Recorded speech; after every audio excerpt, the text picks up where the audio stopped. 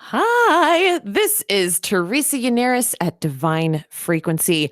How are you guys doing today? It is Saturday, December 15th, 2018, and we are rocking and rolling. I hope you're staying warm.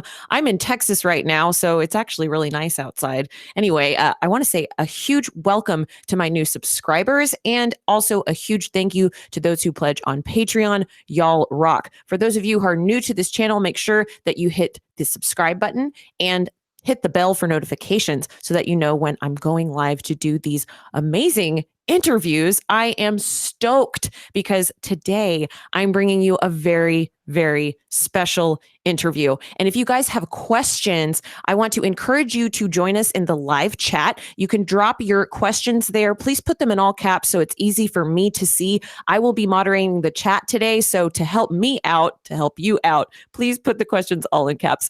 So let's dive right in. Hashtag Mermaid Live. Today, we are talking with Frank Jacob.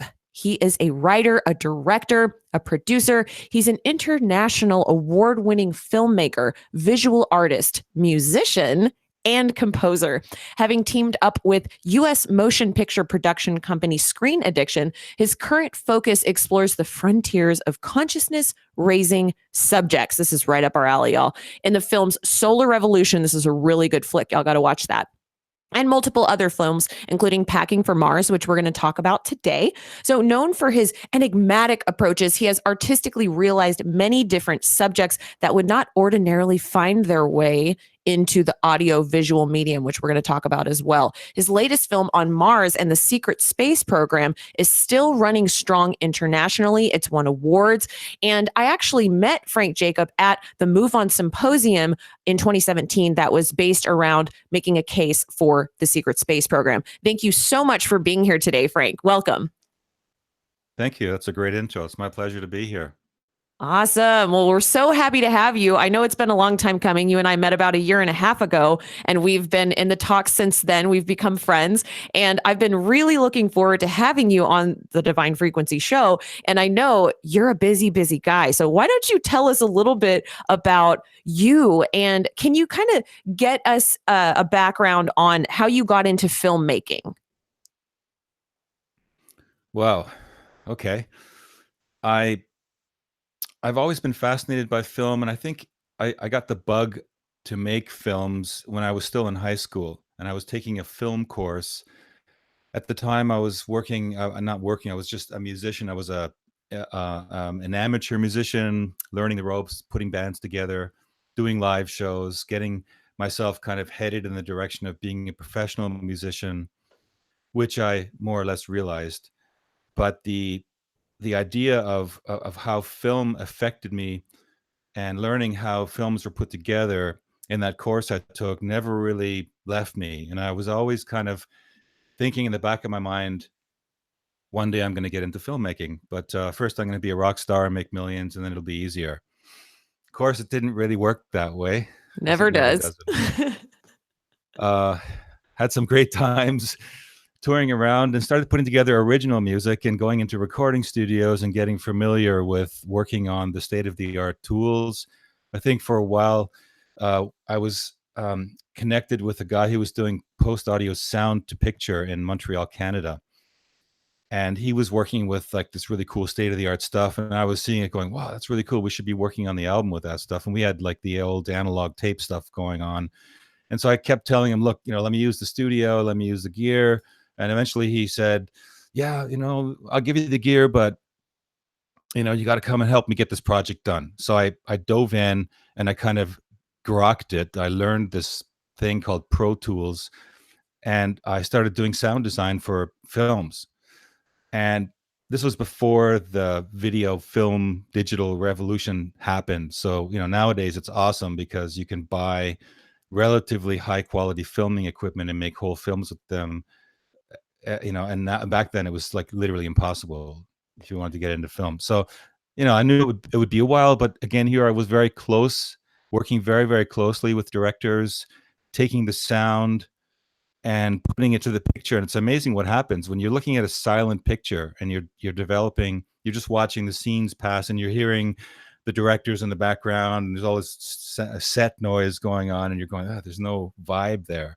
And then layer by layer, we added this. We pretty much create all the sounds, like creating a symphony orchestra behind a film. There's all even the room tone. You start with the room tone, and then you build up. You add the sounds of light switches, and then there might be some distant dog barking, depending on what you're trying to create in the scene. And so you build these scenes. It's just kind of like building a composition. I love it. The idea of a film Right. symphony. Right, exactly. And it's really no different than that. You're just carefully listening. You just emulate nature. It makes you think about when you walk. Now when I walk into a room or any place in the world, my ears are very tuned to the sounds all around me. So I hear, I'm not just there visually, but I'm actually hearing the sound and smelling. It's a very full sense experience for me. So And so anyway, So yeah. you directed Packing for Mars. I want to hear about how you got from the beginnings in becoming into your passion for filmmaking. How did you get into the topic of the secret space program and these clandestine programs taking you to Mars? How did that happen? And then tell us about the story behind you getting into creating Packing for Mars.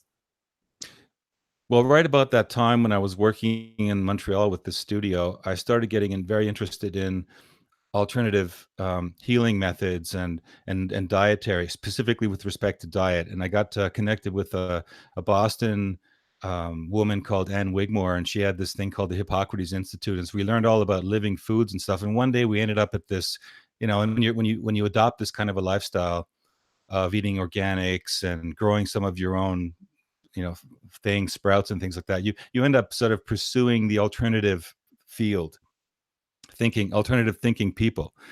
One of those was this biodynamic farmer who we used to go to get supplies from. And one day we were sitting there with him we always ended up at his place for like hours talking about all sorts of crazy things. And then all of a sudden one day he pulls out this book and he's like, "Oh man, this is science fiction, but it's the truth. It's somebody just wrote it as fiction, but it really is going on. It's all about Mars and the secret colony going on." And he just went off the deep end. And this is a really intelligent guy. I mean, when you hear a story like that, usually you kind of go, okay, it's a fiction. But from a guy like him, it was like, okay, they gave me the book, and the book actually has evolved. Now it looks like this. Can you see that? Yes. Alternative 3 was the name of the book, and it's written by Leslie Watkins. Now, this version here, I'll get to that later. This is the new version that was re-released 40 years later, because that book was released in 1978. And the story behind that book is there was a British television show also called Alternative 3, put out by a Science Report weekly magazine show. And as their final kind of show, they wanted to make a spoof and release it on April 1st. So the story about the climate change on the planet, and that there was just no way we were going to save the human race, and something had to be done. And there was this think tank group that put together a plan of alternatives to pursue what the solution would be. And 3 of those alternatives were decided upon. One of them was to build deep underground bases, like cities, to house people, which ironically at the time they decided, not to do because it would be too costly or whatever. The second alternative was to blast holes in the ionosphere to create cooling effect, because they were worried about global warming even back then. And which goes to show, like 40 years ago, but nobody knew that. Now it's a household word. It's a trademark, global warming. But they decided not to blow the holes in the ionosphere because they didn't know how to patch them back together again. So the third alternative was to employ some super advanced space technology and actually go to the moon, and from the moon to Mars, to set up these bases in a survival colony. And the story of the TV show is interesting because it was kind of like Britain's War of the Worlds, because they didn't think their audience would not think it was a spoof. They hired good actors, they put together this show, and it was very convincing. And what happened is tens of thousands of people called in when they finally did air the show, which wasn't April 1st because they couldn't get show airing time then, I think, until June. But when they finally put it out, tens of thousands of people called into the station freaking out, like, how could this be? And even politicians and things. So they had to take a back step and go, no, it was all actors. You see the credits at the end, there were just a bunch of actors. And anyway, Leslie Watkins, the Fleet Street journalist at that time, who never watches television, just happened to see that show and thought to himself, there's something to that. And what happened is his publisher ended up getting him connected with the writers of that screenplay, and they basically bought the rights. And Leslie just embarked on this year-long project to rewrite that whole story in book form.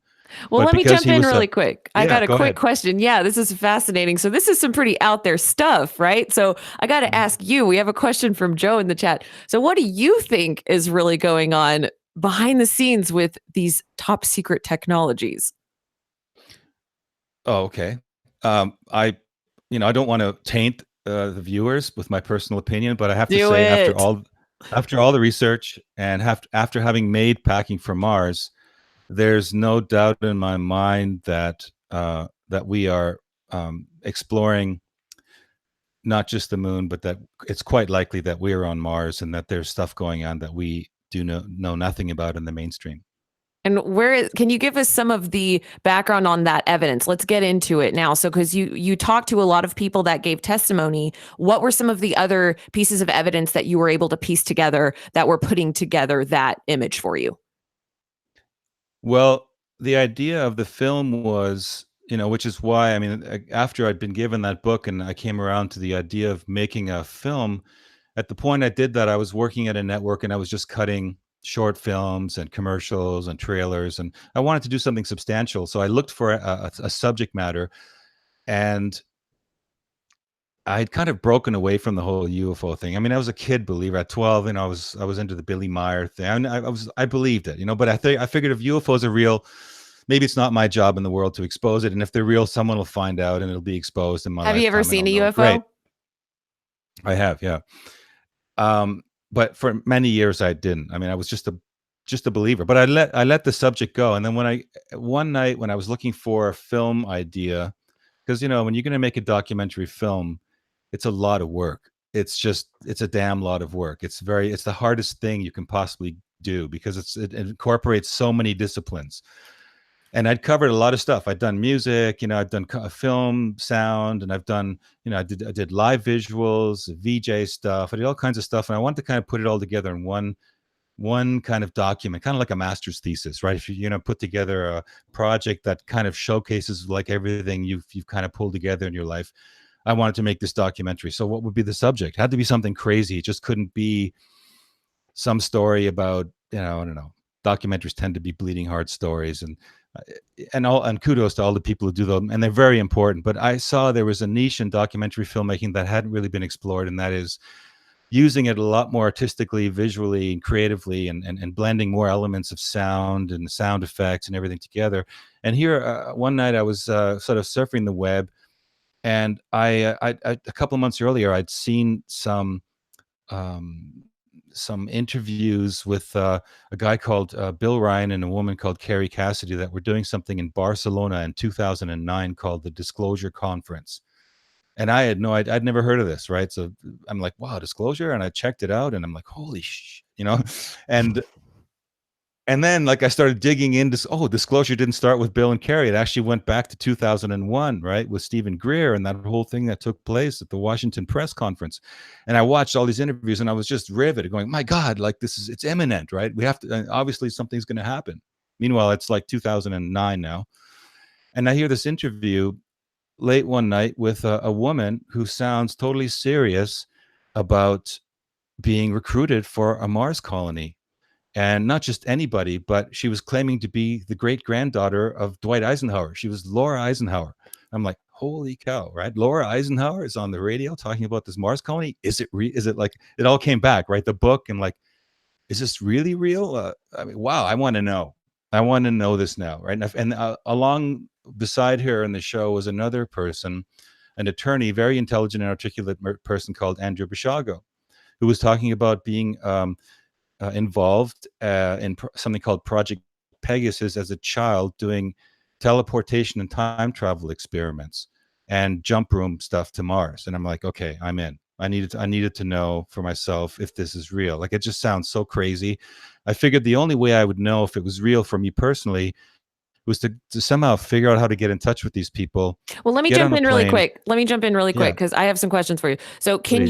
can you first define whistleblower? Your definition. My definition of whistleblower, there's many definitions of whistleblower. I mean, for me, a whistleblower is somebody who's willing to put their personal reputation, the professional reputation, and more or less like everything in their lives on the line to to tell something about themselves that might be very uncomfortable. It might be very controversial. It might have something to do with breaking a code of silence that they've been sworn to keep by working for some corporation. There's all kinds of whistleblowers, and there's these whistleblowers that have emerged, as you know, in something called the secret space program in the last 8 years. When we started Packing for Mars, it was 2010, and Corey Good was not on the scene yet. David Wilcock was not really around doing any of this. The Gaia TV there was nothing. There was Laura, there was Andrew. We found out about some others, and I connected with Tanya Maidenford on the first filming trip. It's a whole crazy story. But I was looking, what inspired me as well was another filmmaker called Jose Escamilla, who I'd like to send kudos to right now, because we found out this week that Jose passed away on the 14th of December, on the 12th of December. And kudos to you, Jose. He was an inspiration to me. And I saw his films about moon rising, and they were talking about how NASA fudges negatives, taking pictures, and he had put all these films out. And when you watch these films with an open mind, you get really angry, because you realize, wait a minute, taxpayers gave money to this organization that took us into space and photographed things, and what, they're smudging the stuff because they don't want us to know. That made me so angry. And he was one of the people that I wanted to get in touch with. So all of these elements began to formulate with off just the simple idea that I said to myself, I want to go and I want to know for myself if this is true. I didn't even really want to know too much about it. I wanted to learn by doing. I wanted to learn directly from the horse's mouth. Let me jump right. So yeah. So going back to, and this is all leading in the right direction where I want to take this conversation. So based on the movie Packing for Mars, there was a part where Bill Ryan defined whistleblower as people with signed secrecy oaths with the military, pilots, radar operators, military commanders, people with experiences they were forbidden to tell. So he's looking at more of an official definition of whistleblowers, but it sounds like for you, you're willing to sort of look at a wider array of people that are coming forward to tell testimony, regardless if they have official documentation or if they've actually been in a governmental program that they can show with documentation and or the military. Is that correct? Well, I'm an artist, so I have the luxury of being able to explore those angles. I can understand a lot of scientists get upset with people who are calling themselves whistleblowers with no evidence. But for me, I wanted to document it more. It's like you noticed that after 2010, there was literally an eruption of people coming forward with these wacky stories. And that from a cultural perspective alone is interesting to me. Because I think we can't just look the other way and say, there's these crazy people out there telling these stories, just let them talk. It doesn't mean anything. I needed to document it because I felt it was important to begin the process of, it's like you have this mountain, call it the secret mountain. And on the one end, some people start digging a cave because they heard there's secret tunnels under that mountain that leads to information and knowledge about mankind. And you're on one end and they're on the other end, and all of us are working toward the inner part of the tunnel. And you would like to think that if you approach it honestly and with an open mind, that eventually you're going to meet in the inside in those tunnels. The people, if it's true, then you'll connect. Every piece that everybody contributes toward unraveling this mystery is making the picture clear in terms of what has been hidden from us. And that's one of the big subject matters, is like manipulated perception and what's been hidden from us in society. So these whistleblowers, yes, I mean, Bill Ryan, obviously, and you I think you almost quoted him verbatim out of the film. It was a quote from the film. I did quote it verbatim. Awesome. I wrote it down. Yeah, cool. Because Bill and Carrie were like the forerunners of really sitting down with a camera, and they've done so much valuable work. And really, they were the first people to kind of open the floodgates, talking to all these people that would come forward with these stories that are just unbelievable. But if enough people are telling these stories, eventually there's some overlap. So yeah, just that's the Right. long version of And your answer. something that I found in your film and elsewhere is this pattern where people seem to undergo anesthesia, or they suffer some kind of trauma. In this case, in Packing for Mars, somebody went into an MRI and then suddenly they gain access to these fantastical memories.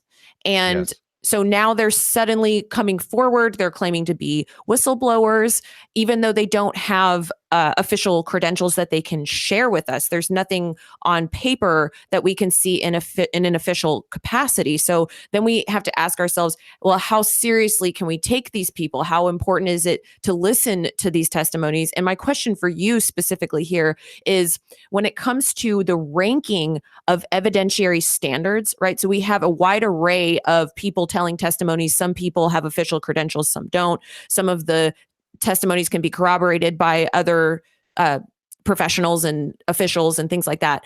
So, what is the ranking of evidentiary standard that you apply to particular whistleblowers that you would call whistleblowers that don't have official credentials that they can share? Like, would you say it would be low, medium, or high, or how what's your process of that? Well, the process that I had for that was to make Packing for Mars and sit a camera down right in front of the face of a person telling this story and spending time with them very intimately. All these interviews took place over 2 or 3 days where I really sat down, I put the camera on their face, and that's hence also the very close camera angle. So it's almost like you can look into the eye of the person talking, because I feel we all have a BS radar. We all have kind of, we can tell when someone is telling us some bullshit. And if we're sitting right in front of them, face to face.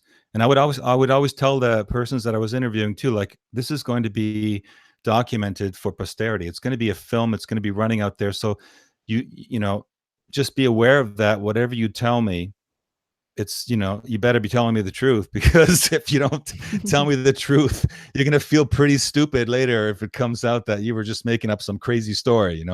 And they were all comfortable with that. And I think that was the first hurdle for me. It was like, okay, they really do want to put themselves on the line here.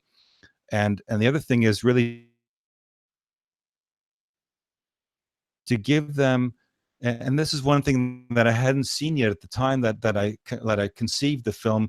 There were so many YouTube videos out there of really bad quality. There was never really somebody that put together a cinematic feature that explored this really crazy subject in a really, like, in a format that could be projected on a theater screen and look fantastic. And it overcame that hurdle that people have when they see something of really bad quality. They just say, well, it can't be real, because if it was real, there'd be someone behind it. It would be out there. We would know about it.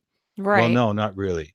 But here, I was, and also Tanya Maidenford, having, as a producer who works on Hollywood films, the two of us had this unique ability to be able to convert our skill set into the subject and really give it a platform like it had never been given before. Really beautiful and really serious, and really, like, we weren't out. It wasn't the kind of film we wanted to make where you put, like, one guy says something crazy and then you find some anti person that comes in and says, oh, that's all crazy because this and this and that. There was no judgment. It was this exploration. It was really a journey going through the stories one by one and trying to follow the thread and putting it together. So I guess this credibility factor has a lot to do with, is following the thread. And if there's enough others that can kind of have a little piece of it, you can kind of see that there's something going on that is real.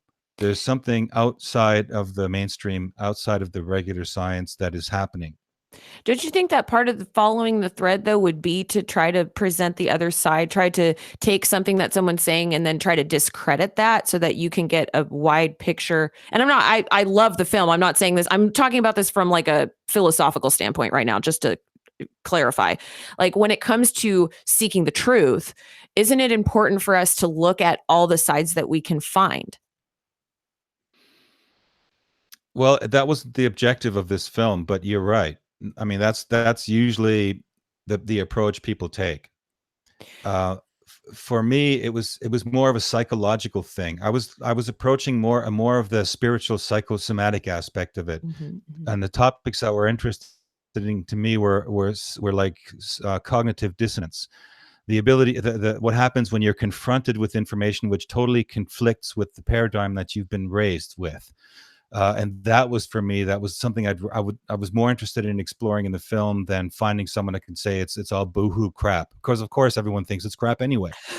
So I mean, there's enough crap out there. There's enough people out there saying it's all crap and boohoo, and it wasn't what I was interested in this film. It was really just this journey of getting to know this scene and these people and dealing with my internal process Absolutely. And that was of clear. And it was reflection. such a fun journey to watch. I thought you did a really incredible job of articulating that, where it's like you dive into this world, all this information's new, and let's journey through it. So I want to talk about that concept of cognitive dissonance for a second, because going back to this concept of people going through some kind of medical procedure, some kind of anesthesia or an MRI, and now boom, their mind unlocks. Now they have access to these memories about Mars or going off planet.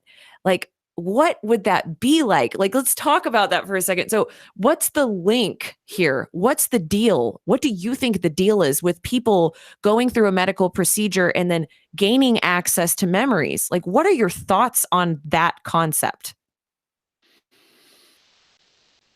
I have to take the words of the people that we interviewed at face value there, because I have never had such a similar experience.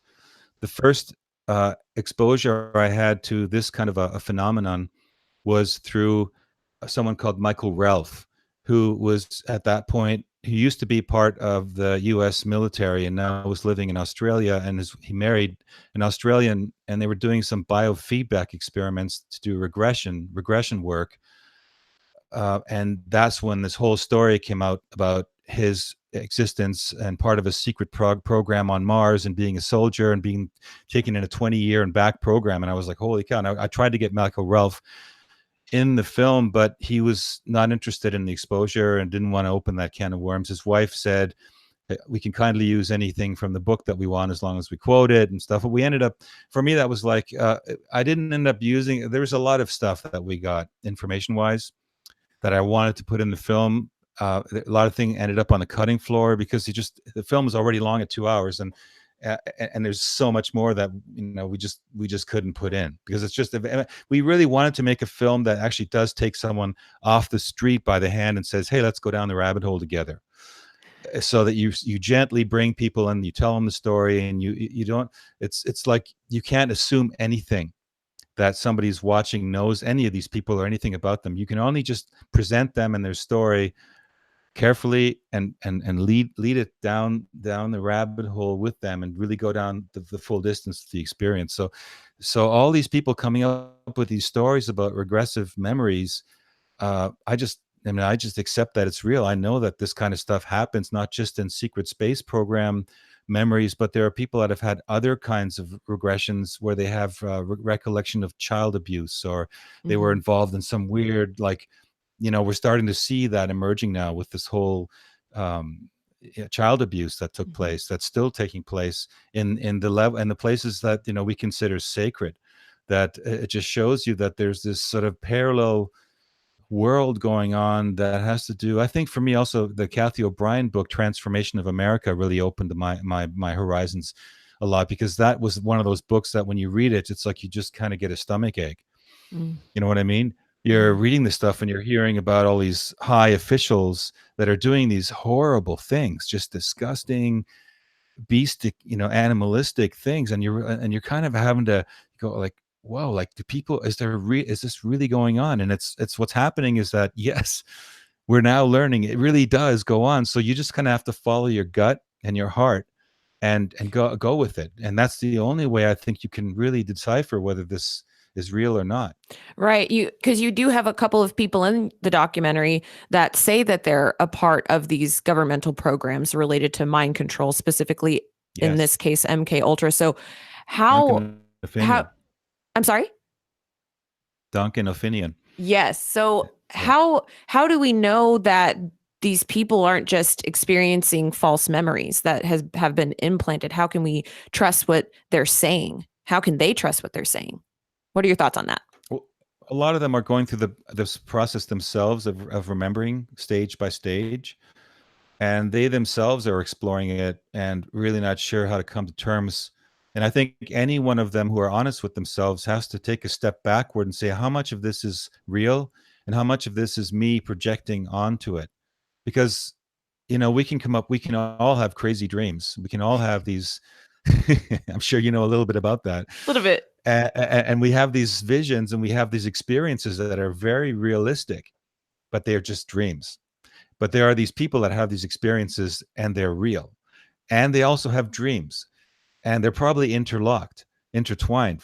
So I think anybody who's like an experiential whistleblower of this level needs to be very open and fluid and non-attached to their testimony, because they could be wrong, or they could still be manipulated. They might even be a tool of the elite.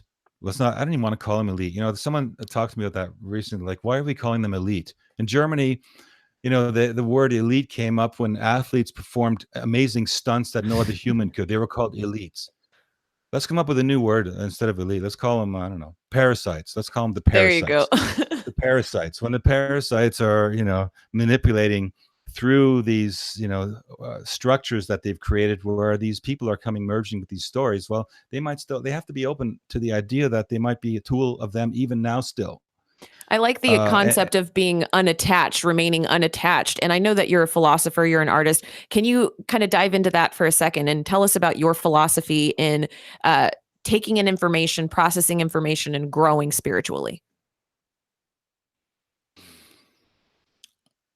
A lot of it was, for me, the very rewarding experience was to actually have gotten on a plane and flown to a place and sat with somebody and gotten to know them, because it's a total different experience when you're sitting in the flesh and blood with somebody, looking into their eyes, listening to their voice, and getting an overall picture, as opposed to just hearing their voice on a radio show or seeing them on some video. So that experience was the first step for me that really allowed me to get in touch with these inner feelings of conflict. When I'd be listening to the story, I'd be going like, no way, right? No way. But I didn't say anything. I just stopped judgment, and I let it come in, and I decided to just sort of let it go past the filter, because we have these filters. Society has been set up to teach us a very limited perspective of reality. And it's for the sake of maintaining some kind of a status quo, some kind of a social structure that can function, so society can function. But it's very, very narrow. It's a very narrow bandwidth. And most of us are heavily vested in this narrow bandwidth for security reasons. I mean, it probably goes back to when we were cavemen or survived the first ice age, and we had to stick together in small groups to survive, because if we didn't, I mean, if you were cast out of your clan of 50, what are the chances of survival? I mean, not very large. So you tended to, if you didn't like what the boss was saying in the clan, you either shut up or you got kicked out. So most people just learned to shut up, and it became part of our genetic programming. So I think that there's a deep genetic cellular memory in all of us to stick to the status quo, because it's upsetting to let go and open ourselves up to information which really, conflicts that totally. So how do we let go? How do we let go of that status quo and create this new reality that you describe in the documentary encompasses who we truly are? I think the way to let go is to just it's like practicing an instrument. We have these abilities, we have these psychic abilities, we have these abilities to tune into our hearts. That most people don't even know our heart has a brain as well. Our heart has its own brain. And the heart's brain communicates just as much back to our brain in our head as it does as the other way around. In fact, even more. And most people don't even know this, because we aren't taught these things in school. So we have this connection to our intuition through our heart and our feelings. We can pick up feelings from people, and our heart projects a field around us about 3 to 4 meters. more than our brain does, because our brain only just covers immediate areas of around our head, but our heart actually encompasses the people that are standing around us. And it's scientifically proven that you can affect somebody's state of consciousness simply by your own state of consciousness standing near them. So part of this whole process of dealing with this information was to feel what I was feeling while it was happening. And instead of just right away resisting or rejecting or throwing it back, I would try to get to the bottom of why was it making me feel uncomfortable? What about it exactly was making me feel uncomfortable? And what happens if I just don't judge it and actually maybe think that there might be something to it, right? And that process of when you do that and you do that more and more, like it's like this instrument analogy. You play an instrument and you practice the instrument. The more you practice, you suddenly not only can you play single notes, but hey, you can play chords too. And then you can play them in rhythm. And it's like the same thing happens when you're opening yourself up to crazy information like this, and the picture of reality begins to change. You know, the tagline, one of the opening lines of the film was, "The universe opens the doors to a fool who wants to know a secret." You know, and I really did approach it that way. Like, I'm going to go out there and I'm going to follow the fool's journey, and the universe wants you to know the information. That's so funny because I have a list of questions for you, and I literally have a question highlighted right now that I was just about to ask you. And the question is, you said the universe will open the door for fools wishing to know a secret. And what does this quote mean to you? And is it bad to want to know a secret? Synchronicity right Well, there. right, synchronicity. Well, you know, that thing is, the secrets are those in this case, and you know, and defining them in perspective of the secret space program or this Mars thesis of this film that I was exploring. The secret is to know that, well, if this stuff is happening, then it's obviously a secret. And I think that there are people who want the information to get out there, and people such as myself and many others now are receptive to allow the information to come in, and to actually root it here in the physical dimension, in the 3D or 4D or whatever dimension that we're in, because Whatever the all hell we the call it these information, days. whatever we call it these days, right? And ultimately, we know from having made the film Solar Revolution that all of the information ever thought or projected or spoken or anything out there is actually stored in some people call it the Akashic record, but Michael Persinger, who's in the film, describes it as it says that the magnetic field of the earth actually saves and stores all this information, and we can tune into that information. So there really are no secrets. There's none. So the one thing that these parasites, let's call them, cannot hide from us is the stuff that's in the field. It's out there. It's in the field, and all of us, and some of the remote viewers and people that are sensitives out there, they're the first ones of us that are tuning into those abilities that allow them to tap right into that field and pull the information in. And the only thing that all of them needs to be careful about, in my opinion, is not putting too much, not proclaiming it as the gospel truth, but to bring in the information and set it down, write it down, or whatever it is that you do, and just work with it and allow it to be, without actually. One of the things that irritates me the most is people that come out and say, "We now know. This is the truth." I'm sick of hearing it. No, nobody knows anything, man. We've got We don't all know the anything. answers. Follow me. Yeah, we have the answers. Sorry, dude, or dudess. You don't have the answers. And be honest with yourself. I mean, we're all just a bunch of ants at the back of an elephant's tail who think we found the world. You I know, love but it. we just have to be open-minded and honest and happy, and try to just share and be clear about, hey, we're always still just working on a piece of the puzzle. You know, which is that Absolutely. secret mountain analogy. We're just my part of the tunnel is maybe on the north side, your part is on the east side, and eventually, if we're open and honest, we'll meet in the middle, and we'll all find our way in, and we'll go, wow, look at this. Oh, look what I found in my tunnel. Awesome. Wow, look at my tunnel. And and that part was total BS, man. But it led me to an important piece that I found over there.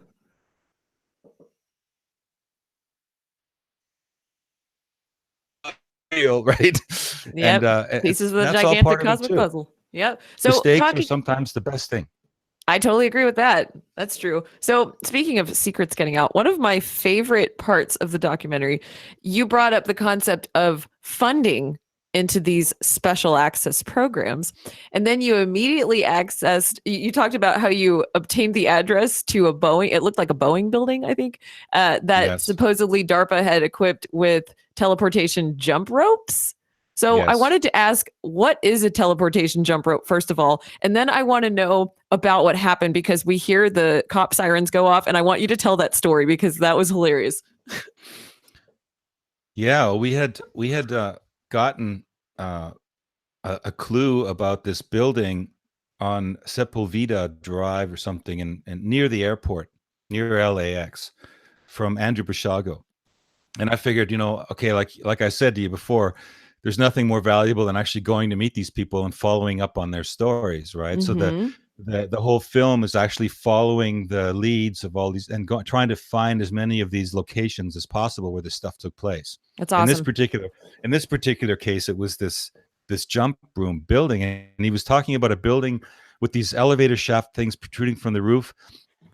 And we're like, okay, I want to go see this building. And I had this, I had hired this local producer to help me do the shooting in Los Angeles, because there's a bunch of stuff that we filmed. I'm sure you recognized, like in Hollywood Boulevard and things that we did under the radar, of course. And we had to go in and out. And at the end of the shooting day, I said to him, well, we need to go to this location. I've been given this address. We want to go check this out. There's supposed to be some kind of building with a. I didn't say too much because I want to freak him out, right? So I told him, it's just some weird building. I think they were doing some kind of experiments there in the 70s, whatever, in the 80s. So yeah, let's go. So we went there together, the two of us. We found the building, and it was weird. It was a huge building, and there was a completely empty parking lot. And then we saw a bunch of stairways and entry into the building, and I had my camera running, and I was just filming like crazy, and he was helping me film, and all of a sudden, we were going down we were going to get inside the building and try to film some of the corridors, and all of a sudden we hear this siren going off, and this guy comes shooting across the empty parking lot, and he hold it right there, guys, right? And he's like slams on his bike. He's on a bike. He's got all this stuff on, like guns and stuff, and we're like, Oh my God. we're like freaking out, like, what's this all about, right? So he's like, no, you got to stop right there. You guys filming? I said, no, I'm just, I made up this story that I was shooting a music video with Fernando, this Austrian rock star, and the guy beside me was the producer, and he was actually Austrian, and he looked kind of like a rock star. So it sort of, the cover story was, we thought this is such a cool location to do a music video, right? And he bought it, right? So, but he made me show the pictures that I had taken. And unfortunately, the way it works in my camera is that you have a keyframe for the start of every single time you push the shutter to start recording. And in every one of these shots, you could see the parking lot, the building, the entry into the stairs. Oh, And he's like, no. He goes like, you're either going to have to delete these right now, or you guys are going to have to come with me, and we're going to have to sit and go, through. And I'm like having visions of sitting in some weird basement somewhere and never my coming God. back out again. So I'm like, well, and so literally I had to actually delete all these pictures, but there was one shot, and that started off with me filming a tree. and I said to him, oh yeah, we just shot that up in Venice Boulevard, and he's like, oh, okay, well, forget that then. And that was the scene that actually made it into Packing for Mars. Wow, that is an incredible story. Okay, very cool. So, why don't you tell us a little bit about how, after you released the film, what was that experience like for you? I'm sure there was travel involved. Tell us about that. Okay, so well, the jump room thing you don't want to go into too much, right? So I just skip over that, Oh, yeah, let's go into that, and then I want to hear about how and the then film did.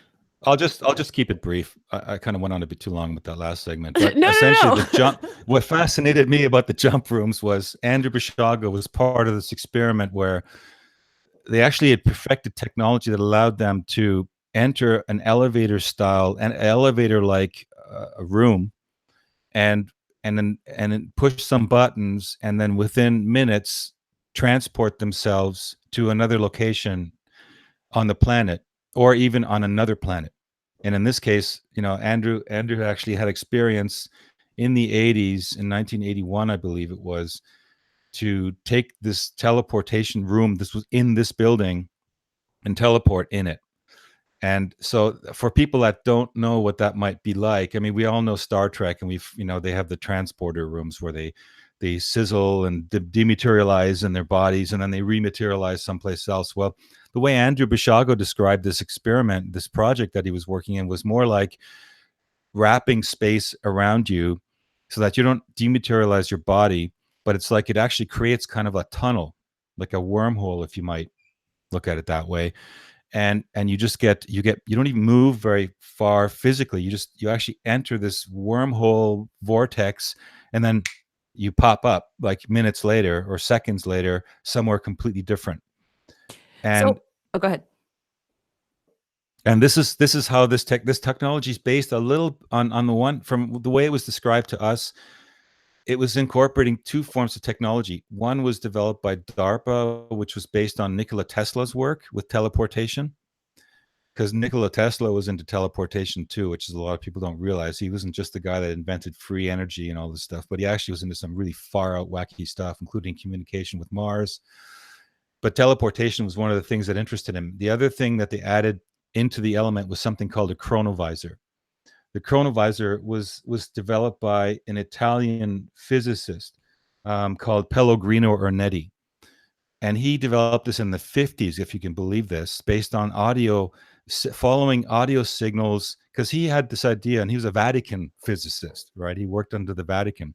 He had this idea that everything that has vibration is stored in the magnetic field, getting back to what we said earlier with Michael Persinger, that actually there is this magnetic field that stores things. And the chronovisor was able to, and he was able to build a device, like an instrument, that could not only pick up the sound of past or different time events that were locked in this magnetic field, but actually visuals too. And they filmed those visuals and they showed them to high officials, including the Pope. And within a few short months of doing that, the chronovisor disappeared. The story goes that the chronovisor didn't disappear, but that the Vatican took it off the market, so to speak, and it went and worked. The Vatican, working together with their own secret space program, SIV, worked together with the CIA and DARPA, and they brought the chronovisor technology together with Nikola Tesla's teleportation technology to be able to use the teleportation to traverse not just distances, but time and distance as well. So that is how the teleportation device developed. That was developed and ended up in that building that we got busted in. So I've seen Andrew Basiago speak. He was at the MUFON Symposium in 2017, and he does make a lot of these sensationalist claims. I mean, I'm not saying that it's not true. I'm just saying that it sounds pretty sensationalist, right? And then you have in the documentary, there's a moment shared between Robert Bob Dean, who's a retired U.S. Army Command Sergeant Major, and Henry Deacon, who claims to be a secret space program whistleblower. And in this part of the documentary, Deacon appears to confirm Dean's information by stating that there is life on Mars and that he's been there. And at this point in the documentary, the crowd bursts into applause over this interaction between these two people. So I wanted to ask you about and relating this to Andrew Basiago and claims that come out that are sensationalist. I'm not saying, again, that they're not true. I'm just saying that they're sensationalist and hard to believe because we don't have proof. Sure. So how are people affected by sensationalist information, and how deeply do you believe? And then in your experience of multiple communities worldwide, because I know you are a worldwide traveler, you're from Germany, you're all over the place. Are people actually how dedicated are they to truth seeking and uncovering information that's real and tangible and not just testimonial, but factual and provable within this reality? Or are people more focused on the sensationalist emotional response that they get from interesting sensationalist claims? Wow.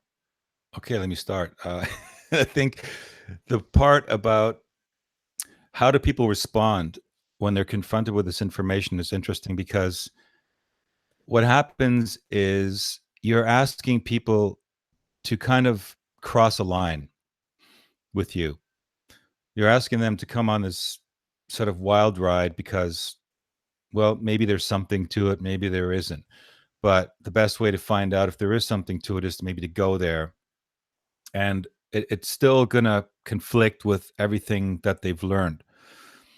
And I think what happens is when you make a conscious commitment to cross that line and live in that space, however uncomfortable it is.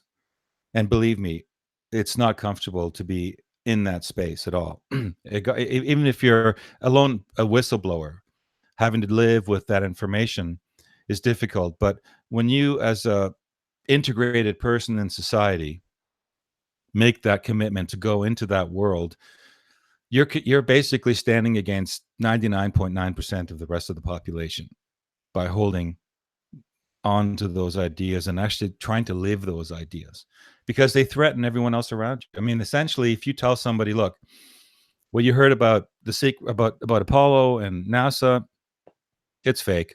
You know, it's all fake because we have, well, and there are cases where we do have evidence. I mean, let's not, we don't just have people in the film telling crazy stories. Yes, we do, but there is real evidence that is appearing in film that is released by NASA. If you look at the pictures, it's definitely things that they've smudged, they've tampered with. And you had mentioned this earlier, like what happened after we released the film, and this ties into the stories that we actually were approached by others, including an astronaut, a previous astronaut who worked, Dr. Ken Johnson, who worked as a trainer and developing and beta testing a lot of the components used in the Apollo missions. And he was a believer. Very He was cool. part of the program. And we thought, and he came up to us, and when we released the film, the first time we came out with it was in 2016 at the UFO Congress, and we entered it into the film festival, and we ended up winning People's Choice. And that during that time, Ken approached us, and he'd heard about our film, and he wanted to see the film, and he saw the film. And the next day, I'm thinking, okay, here it comes, right? And Apollo Insider sees this crazy film, is going to say, like, no way, you guys are like, forget it. No, quite the opposite. He came back and said, man, there are so many things that you confirmed in that film for me that I knew were not working. And he really opened my eyes to a lot of things. And then he began sharing information about us on his own experience as somebody for a brief time who was in charge of the photo archive of Apollo. And that's when he actually saw with his own eyes and experienced. He even tells us a story about walking into a building with people where people are actually doctoring negatives, who made a joke when he asked what's going on here, and they said, we're the professional strippers. So and then he told us a story about how he screened a film from Apollo 15 on the dark side of the moon that showed, domes and lights, a whole city. And he had that picture with him at that Congress, and he gave it to us.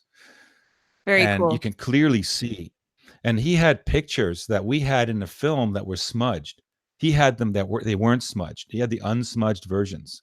It blew our mind. So it was like, hey, what better confirmation can you have when you've released something that you went on a hunch and you went out on a limb and you stood against the rest of the world with? Mm-hmm. I mean, I couldn't tell my friends. We didn't, it took us 5 years to make that film. When Tanya joined in, it was like 10 days into the process. And for 5 years, until we released it at the end of 2015, at the beginning of 2016, we didn't tell anyone about it. Nobody, not even our family members, not our friends. I mean, if my colleagues, I was working at a network. If I would have told them, they're like, you're working on a film. What are you doing? I'm like, yeah, I'm just working on a documentary.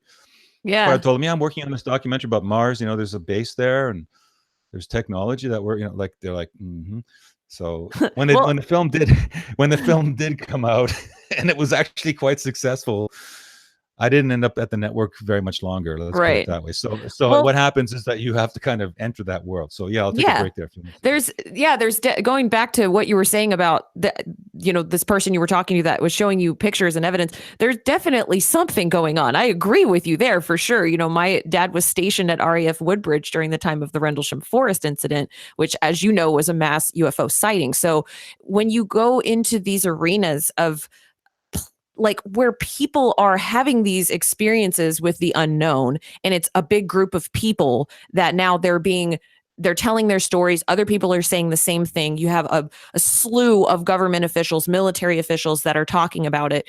There's something to that, right? And that's just one incident. And then you have all of this other information that's coming out through people who have experiences. And then, like you were saying earlier, we're piecing it all together. It's one gigantic puzzle. That's, my tagline here. So I'm with you on that. So I wanted to ask you about this concept of, you said you've seen a UFO.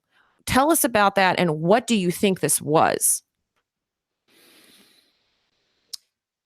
Well, it was something that had a lot to do with it was in a moment where and I was kind of reflecting, and I had attended a workshop a few months earlier that was designed to teach people telepathic communication with extraterrestrials. And I'd had an experience at that workshop having a telepathic communication with ETs. Now, you could probably say it was just like a dream. I invented it, but the feelings were real. The feelings were real because they had to do with kind of a longing, kind of maybe it was like you feel like there's some, you're trying to find your family tree, and you've lost the thread. You don't know where your ancestors really are, but you have to rely on a feeling, and suddenly you make a connection, and you find back on the path to your ancestors, and you have this feeling of joy that you found your predecessors, or let's just say your family, the soul family members that are around you that you've always suspected were there, but you could never prove it. Suddenly you had that experience. I had something like that happen to me, and then I was standing on my property out here at night, and I was looking at a mountain, and all of a sudden to my right there was this massive meteor shower. It looked like about 5 or 6 shooting stars. It was like spectacular. I'm just going at it like, wow, look at that. And then I stopped and I looked over at the mountain, and this orb appeared. It was at night. Appeared out of the mountain, glowing, and moved across right in front of me. And it was almost to say, "Yeah, we're here." And then it just went out of my, like, it went about, I don't know. It was, I figure it was about a half a mile away. And then it was moving, not like, it was not a satellite. It was not an airplane blinking, because I see them all the time here. No, this was an orb, strongly glowing, moving across the sky, and then it went out. Just like that. It was gone. So what do you think it was? And I think it was there's, I just, maybe they're observers, of, maybe they are listening or watching. They can't probably interact too much because of the, non-interference pact that, if you interfere too much, then you might change the course of certain historical events, perhaps. Maybe it's something like that. I don't know. And then one other time, we both came back from, it was New Year's Eve. We came back from a party, and we got out of the car, closed the doors, look up at the sky, and this light just appeared right above us, hovered there for a while, and then went back out again. So, So I you mean, don't there's think that it's nothing. human? You don't think it's military craft? You think it's extraterrestrial for It sure? could be. I don't have a definition, because we have to admit that these craft are appearing. They have been appearing all around us since we have cameras. We've been documented even before. I mean, there's biblical references. You've probably heard of those pictures and seen them, and there's lots of biblical references to strange objects, even Ezekiel's wheel. I mean, let's go back really far, even to cave drawings. You can see unusual, anomalous looking shapes, and even the stuff that we learned about working with Klaus Dona, which is another one of the films that we put together. He's, famous for finding artifacts which do not fit. They're out of place artifacts. They do not fit into the world historical picture.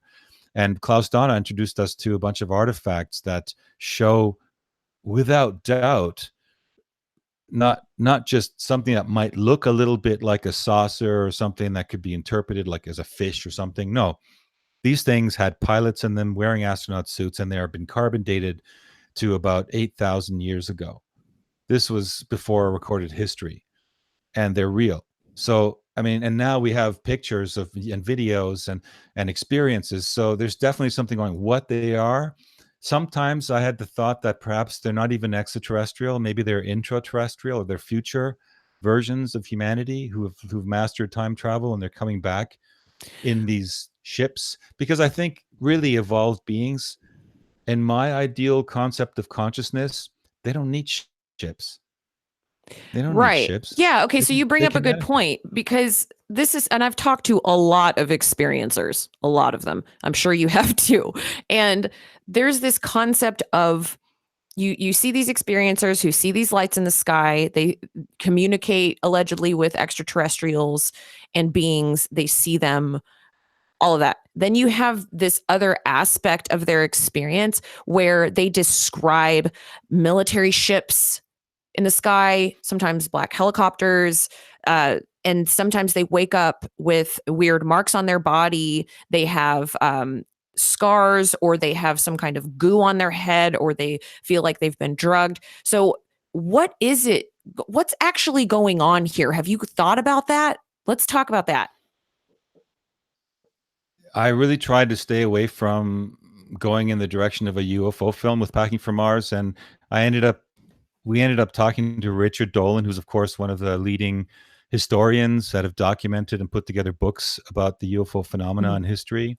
mhm, Based on, Richard is one of these people that is diehard about like provable, tangible evidence that you can mhm, hold in your hand, mhm. and it was very fascinating to talk to him because there is so much actual physical evidence about what is going on here, and it leads you sort of down that road. We didn't really want to touch on it too much, other than, look, if these things are real, and they are real, it's undeniable that they're being photographed, that there's actual physical. We have a friend here who, wherever he goes, whenever we're doing a talk or a presentation or something in Europe, and he's there, the guy goes out with his camera and he gets a message and he takes pictures, and on those pictures are UFOs, Mhm. and they look a lot like the UFOs that were developed by the Germans in the 1920s and 30s here in Germany, the Haunebu craft. They look a lot like the Haunebu craft, and so I also stumbled on a bunch of information put out about, starting after the Second World War, there literally was a chapter in American history where rockets were being developed, V2 rockets were being developed by von Braun and things in the United States, and experiments that were taking place to enter America into the nuclear age were being sabotaged by these flying objects. And it got so gnarly that for literally between 1947 and 1952, there were seven craft that had crashed, that the Americans had recovered, and they had found things in these craft, including human bodies. I mean, look at put yourself in Eisenhower or whoever, Truman, and all these people that were around, like at that time in history, 70 years ago. You would never, I mean, planes were still like fresh, right? I mean, let alone flying saucers and lasers. And what we learned is that in this period of 5 years, there literally was like shock and awe going on in American politics, because the highest levels were going, what are we going to do? What are we going to do? These things are abducting people. They're mutilating cattle. They're taking, Mhm. we're finding people on these ships. What are we going to do? What are we going to do? Of course, they're going to keep it quiet.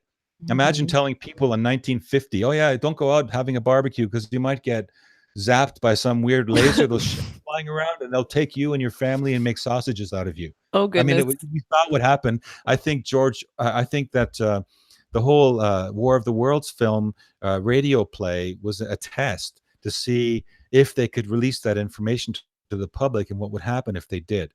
And you saw what happened. Even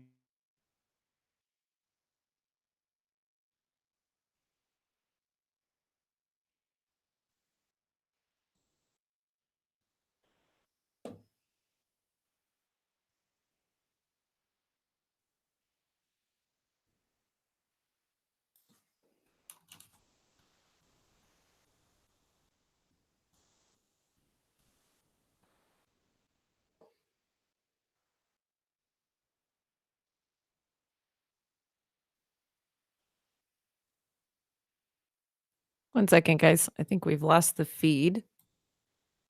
Let's see. Give me 1 second.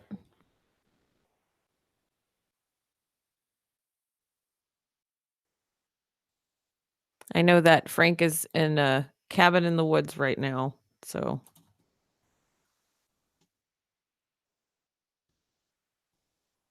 Great conversation, though. Super enjoyable.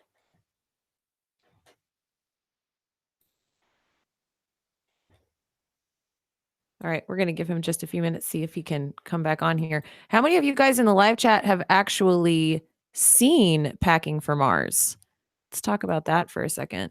So I think it's really interesting to consider content creators and what their vision is bringing this into fruition. It's really fascinating to listen to someone like Frank Jacob, who's a prolific film director, artist, content creator, and to watch him go through his process of accessing information for the first time and then feeling compelled to create a film out of that so he can share his process with the rest of us. I also really appreciate Frank Jacob going through and being very open and authentic about his own process and saying it's all part of a larger conversation. He's not trying to say, oh, I have all of the answers. And I think that is so important that we are open to other people's perspectives because we all have a piece. We've got to have that conversation. Are we back? Yes, you're back. Good to see you, buddy. See you. Yeah. See, I think we're being tampered with. It's funny. Well, good to have you back. I was just bragging on you a bit. I was talking about how I love your perspective in making sure that you're being just super authentic and you went through this process of growth and learning and you felt compelled to share that with everyone through a documentary, which I think is epic. And you are very clear about saying, I don't have all the answers. I'm presenting information. Now let's have a conversation. Let's grow. Let's build this thing. Let's do this together. And I want to commend you for that. And it's refreshing as hell. And I just really, really appreciate you. Awesome. Thank you. Well, that's it. You put it in a nutshell. That's really important, is to say, let's go. We're in this together, right? We're all connected. We hear that sort of we're all connected talk all the time in the spiritual community. But like if you really want to embrace that idea, then you have to look at consciousness, at the world as a greater extension of your own consciousness. And when you have conflict coming back at you, mostly it's because there's resistance in your own self. And that doesn't mean you have to blindly accept everything that you see, because discernment is so important. Just you need to learn discernment. But at the same time, we are now, what's happening is we're living in a time where there's some spectacular revelations just dropping into our world. I mean, the earliest that I think, people began to accept on a mainstream level that there's something called fake news was when President Trump decided to take the words in his mouth and say it. And people, of course, attack him all the time. But the fact is, he's not off the mark when he comes to talking about fake news. And fake news is really not unrelated to another thing called false flag operations. And if you go back a bit further and you look at the earliest days of, they didn't have television yet, but they were doing films. So they would do propaganda films during the Second World War. And they were completely slanted. They were completely fictitious. And the picture of history that we've been taught is so off base. This is something that I'm going through right now. We talked about that before we started the show tonight. Now that I'm living in Germany and I can speak the German language and read it, I'm actually able to go back into the actual historical documents and read for myself really what happened. Because so much of what's been put out there in Western media, the English-speaking media, based on what happened in Germany, is wrong, because the translations they suck. I mean, the translations are bad. And when the translation is bad, it leads, it's like that thing he told, tell a story in a circle. By the time it goes through 6 people and comes back to you, well, if the story starts off badly translated, I mean, you can imagine where it's going to end up.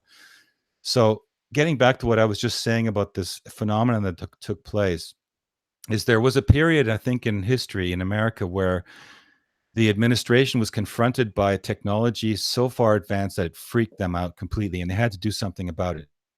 They had to come to terms with it. Now, whether that was extraterrestrial technology, or as some people are saying, it was Nazis that were living in Antarctica and coming to take over the United States, they don't know either. And, I mean, I know I'm here now. I'm actually looking at I'm trying to find the evidence of that. I'm actually trying to find the evidence that there was this ET treaty between Hitler and the whites and all that stuff. You know what? So far, there's nothing. Yeah. That doesn't mean there isn't anything, but so far, I've gone pretty high up in terms of the people that should know. Yeah. And there's not a trace of it. And you're weeding through a lot of information, it sounds like. Right. Yeah. And right, exactly. Something that's really interesting to me is this concept of accessibility of information. And I think that in this particular, on the documentary, you called it the awakening community. I think that's what you called it. Maybe. But this idea of there's like a community of people that are reading a bunch of information about philosophical topics, spiritual topics, ufology. It's pretty all encompassing, right? So you go into that community, you're reading a lot, you're exposed to a lot of information through interviews, TV shows, whatever this might be. But how do we have these conversations in a mainstream way that's accessible? I feel like there's so much jargon, and I would love to hear you speak to this because you're a film director. You're a very powerful content creator worldwide. How do you make the information accessible to a wide range of people without making people feel like they're cut out and they don't understand what the hell you're talking about? Well, one of the ways is to always approach it like it's something that you're not sure about, but you found, and you want to share it, and you want to put it out there because you want to see how it resonates with other people. It may not be the answer, but it's a start, and the only way to get to the answers is to put it out there and see how it comes back at you.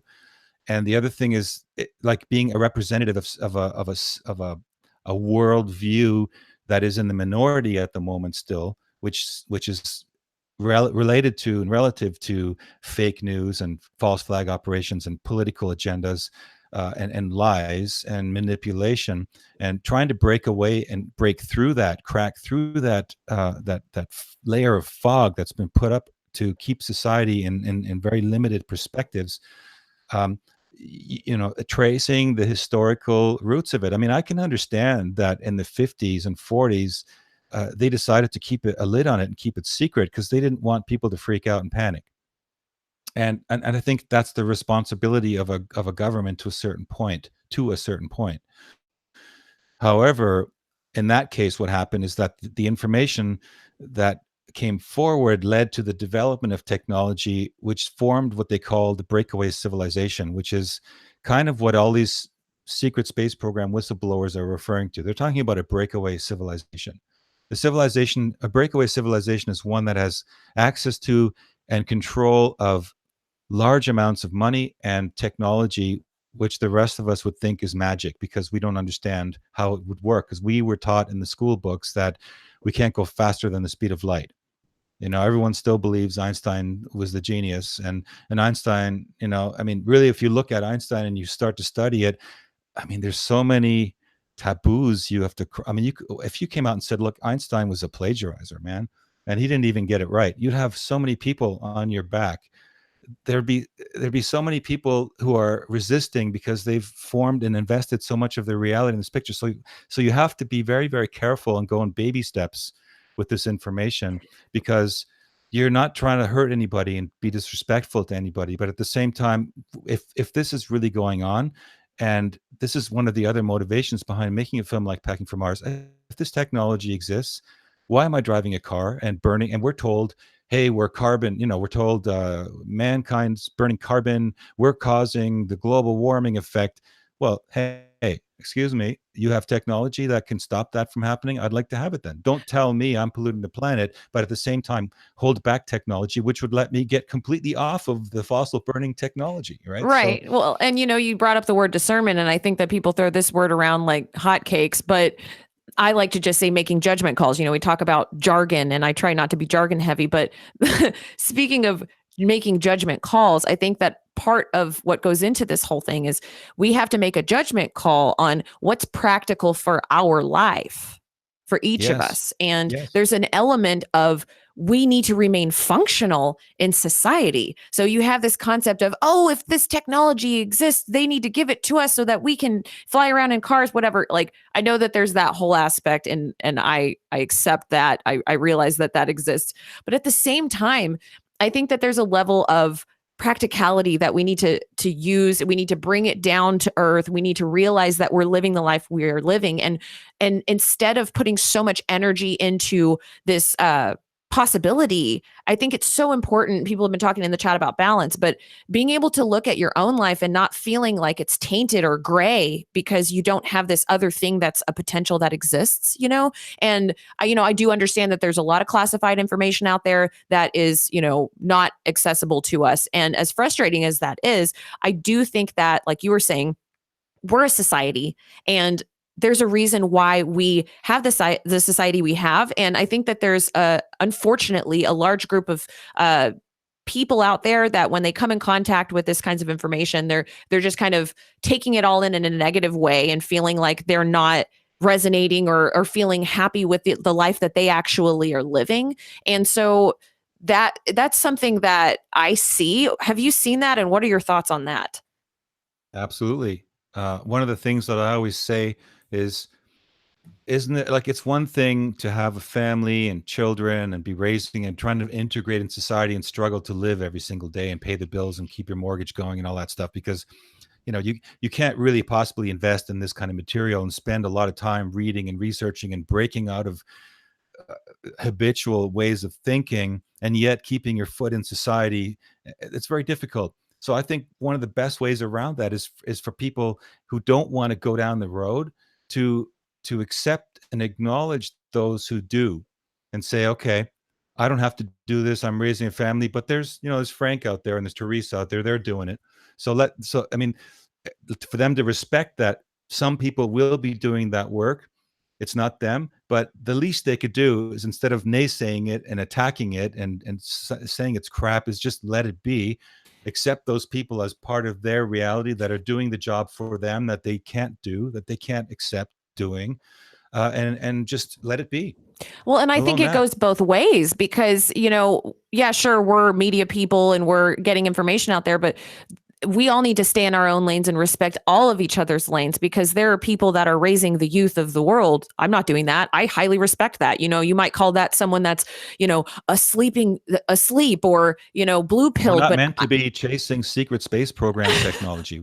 yeah, like We're meant to be raising a family and having fun and really, I mean, it's not it's just not normal. But I think it's what's happened is this has happened, and it is going on. And I think those people all feel something's really wrong.